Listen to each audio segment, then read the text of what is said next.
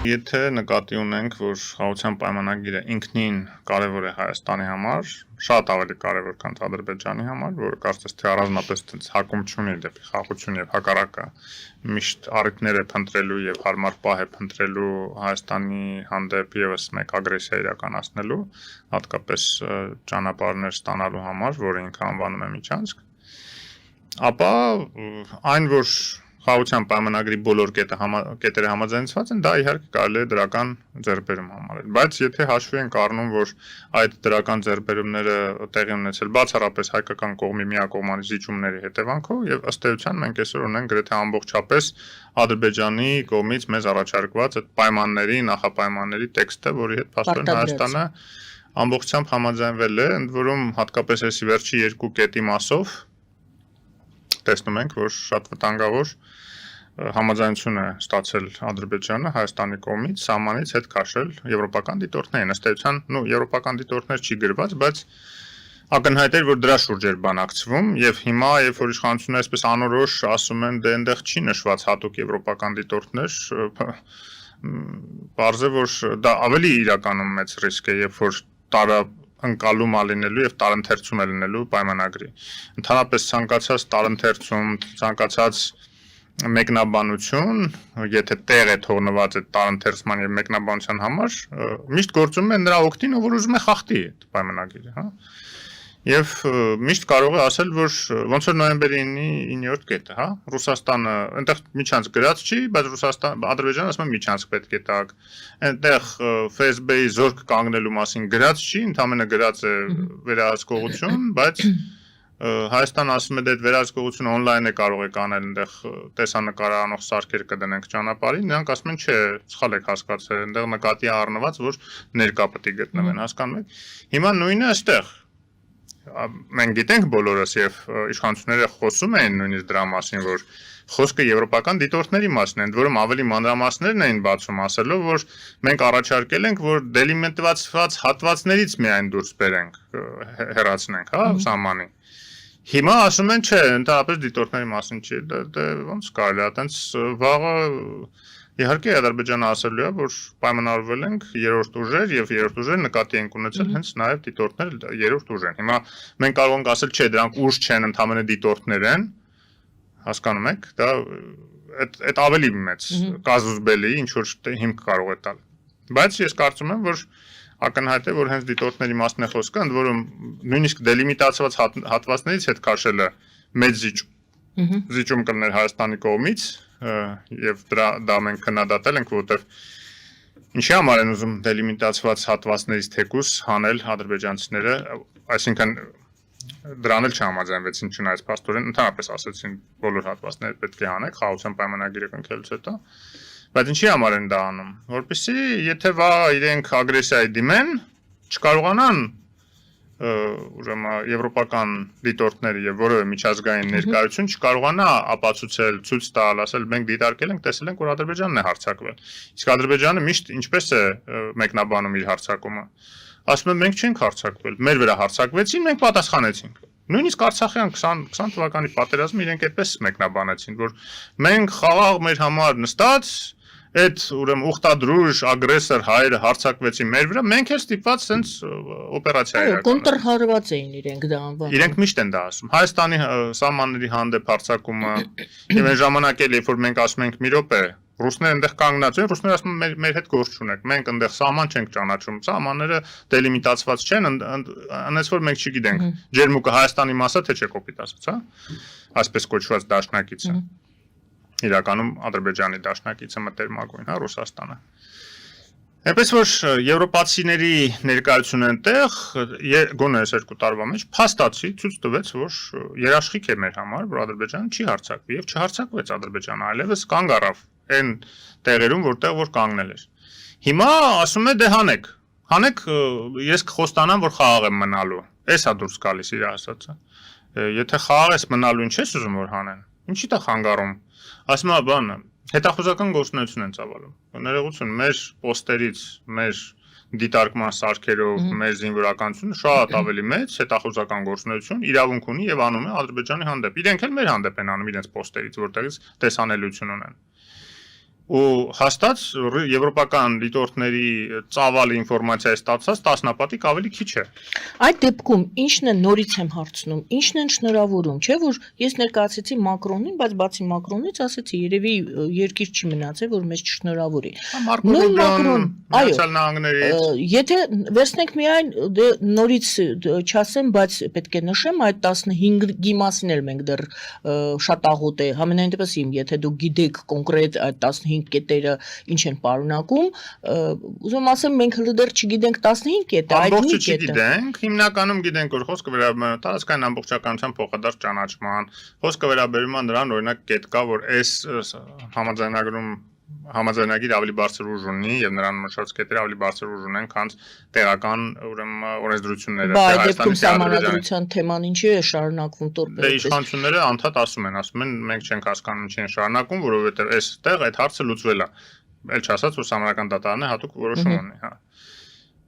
Բայց Ադրբեջանի պահվածքն է հետարքիր։ Տեսեք, նախ հայտարարությունը այդ համաձայնությունների մասին։ Ոնց ես հասկանում եմ, եղել է պայմանավորվածություն, համատեղ հայտարարության հանդես գալ։ Իրենք խախտել են այդ պայմանավորվածությունը, առաջին իրենք են հանդես եկել։ Երկրորդը, համ հայտարարում են, որ համաձայնության են եկել,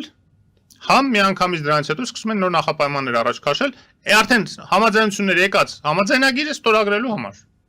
Ասում են, այո, մենք բոլոր կետերը համաձայնագրել ենք, ամեն ինչ խաղաղության պայմանագիրի պատրաստ է, բայց որպեսզի ստորագրենք, այս կետերն է պետք է անենք, Մինսկի խումբ պետք է համաձայնվեք լուծարենք, ժամանական փոփոխություններ պետք է անենք եւ այլն։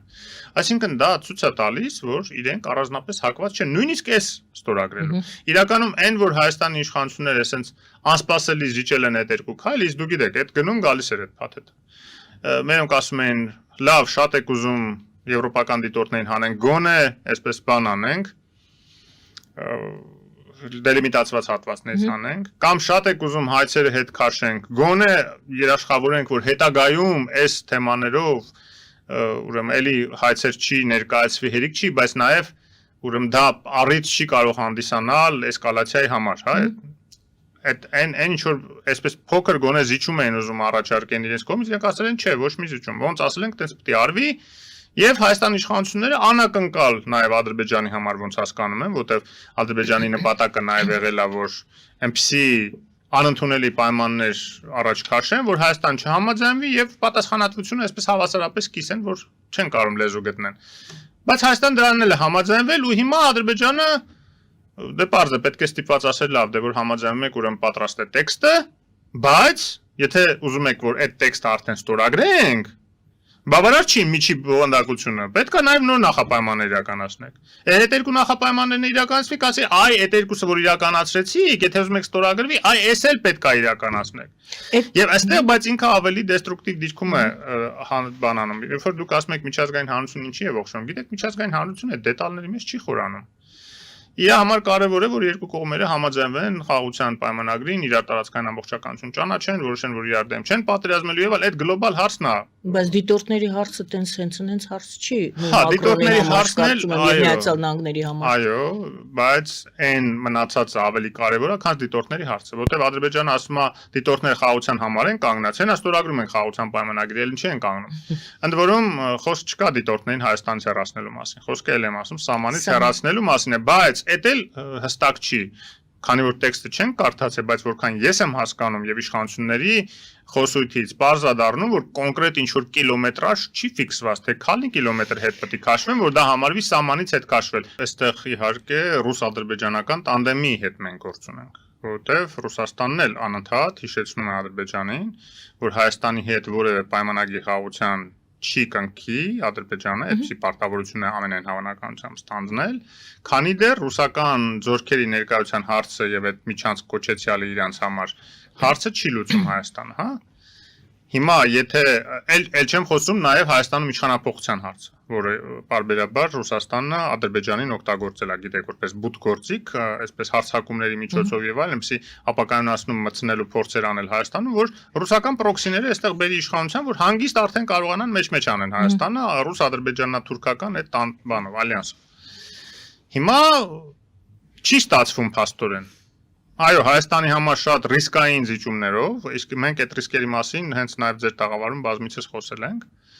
բայց գլոբալ իմաստով, եթե խաղաղության պայմանագիր է ստորագրվում, հասկանալի է, որ լիցքաթափվում է իրավիճակը, լարվածությունը ամբողջ տարածաշրջանում, հայ-թուրքական հարաբերություններն են սկսում կարգավորվել, որտեղ Թուրքիայի համար ընդհանրապես էլ ոչ մի բան չի մնում խոչընդոտ եւ իրենք անդադ միջազգային հարթակներում առաջ ասում են դե քանի որ այնտեղ Հայաստանը օկուպացրել է տարածքներ, հետո իրանց ասացին մի րոպե, հիմա այլ ոչ մի օկուպացված տարածքներ չկա, հիմա ինչ չեք հաստատում։ Ասում է, հիմա մնացել է այնքան որ միած ստորագրեն այդ խաղաղության պայմանագիրը Ադրբեջանի հետ ու մենք արդեն դիվանագիտական հարաբերություններ կհաստատենք, սահմանները կբացենք։ Հիմա որ այդ ստորագրվի, արդեն Թուրքիան որևէ հիմք չի ունենալու չհաստատել դիվանագիտական հարաբերություններ եւ չբացել սահմանները։ Իսկ դա բերելու է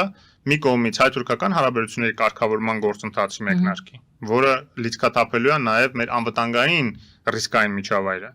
որտեղ Թուրքիան միշտ դիտարկվել է որպես սպառնալիք, իսկ եթե հիմա բարձր, եթե դիվանագիտական հարաբերություններ չունի բլոկադա իրականացնում, այդ սպառնալիքը հիմնավոր է։ Եթե բլոկադան հանում է, դիվանագիտական հարաբերություններ է հաստատում, տնտեսական հարաբերություններ են սկսում ձևավորվել, այդ սպառնալիքը չեմ ասում միանգամից վերանում է, բայց գնալով թուլանում է, նվազում է։ Եվ որքան նվազում է թուրքական սպառնալիքը Հայաստանի հանդեպ, այնքան նվազում է Ռուսաստանի ազդեցությունը Հայաստանի հանդեպ։ Եվ Ռուսաստանի կարիքը ընդհանրապես այստեղ պահելու Հայաստանի համար, ռուսական բազան այստեղ պահելու, եւ դրա համար է Ռուսաստանը մտահոգ եղել միշտ հայ-թուրքական հարաբերությունների կարգավորումից։ Դրա համար միշտ այստեղ իրանց 5-րդ շարասյան միջոցով փորձել սրել այն կնճռոտ եւ հայ ազգի համար ցավալի էմոցիոնալ sense ծանր ֆոն ունեցող հարցերը եւ Ադրբեջանին է միշտ փորձել ստիպել որ հանգարց Հայաստանի հետ որևէ բան չստորագրի որ դրա հետևանքով նաեւ դրա արդյունքում նաեւ հայ-թուրքական հարաբերությունները չկարգավորվեն հասկանում եք բոլոր գործիքակազմը օգտագործել է որ հայ-թուրքական հարաբերությունները չկարգավորվեն ավելին ասեմ ձեզ 92 թվականին երբ որ Լևոն Տեր-Պետրոսյանը այն ժամանակվա նախագահի Թուրքիայի նախագահի հետ արդեն գնացել էր Անկարա պայմանավորվում էր ուրեմն հայ-թուրքական սահմանի բացման լիցքաթափման եւ այլ հարցերի շուրջ դիվանագիտական հարաբերություններ հաստատման, այսինքն հայ-թուրքական կարգավորման Ելցինը, տեսեք նույնիսկ Ելցինը ժողովրդավարական երկրի ղեկավարը, բայց սիստեմը կայսերական այնպես էր գործում եւ KGB-ն այնպես էր գործում, որ ստիպեցին որ Ելցինը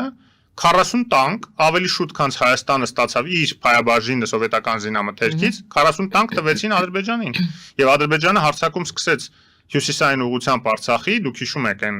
խոշոր կորուստները որ մենք ունեցանք Շահումյանի շրջանը Մարտակերտը համարյա Ստեփանակերտ էին հասել այդ 40 տանկերի շարասյունը ընդ որում ռուսական բաներով վարորդներով էկիպաժներով հա անձնակազմներով եւ մեծ ծանր գին նստեց մեր վրա ընդ որում ոնց ես հասկանում եմ նաև այդ գինը քաղաքական էր, այսինքն Լևոն Տեր-Պետրոսյանի հրաժարումը այդ հայ-թուրքական կարգավորման գործընթացից, որից հետո նոր Հայաստանին էլ տրամադրեցին ինչ-որ զենքեր, զինամթերք, որ կարողանան կանգնեցնել այդ շարասյունը։ Տեսեք, ինչքան կարևոր է Ռուսաստանի համար, որ հայ-թուրքական հարաբերությունները չկարգավորի, ամեն ինչի պատրաստ էին գնալ դրա համար եւ միշտ են պատրաստ եղել, անկախ նրանից թե ով է եղել նաեւ ղեկավարը Ռուսաստանում, դեմոկրատ Ելցինը, թե KGB-ական ուրեմն Պուտինը։ Այնպես որ այո, այս իմաստով ես վստահ եմ, որ այդ ձևական նաև հայտարարությունը Ռուսաստանից, որ հա դե լավ է որ կարգավորվում է եւ այլն,